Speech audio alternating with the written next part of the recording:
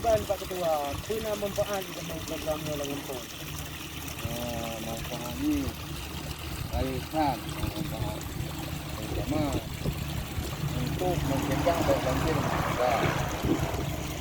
Ya, untuk melancar ujung tanggul.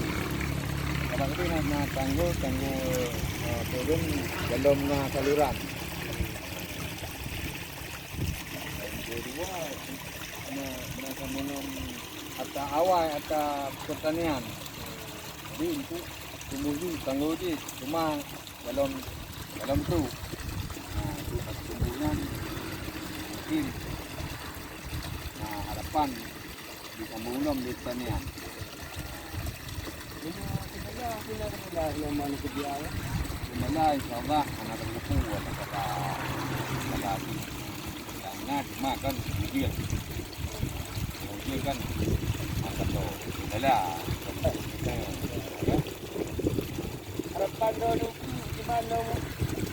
Harapan di dah dia di tom abangnya menyerah kamu mengolah tentang mereka dengan memutuskan mereka belakangnya umum kan uji.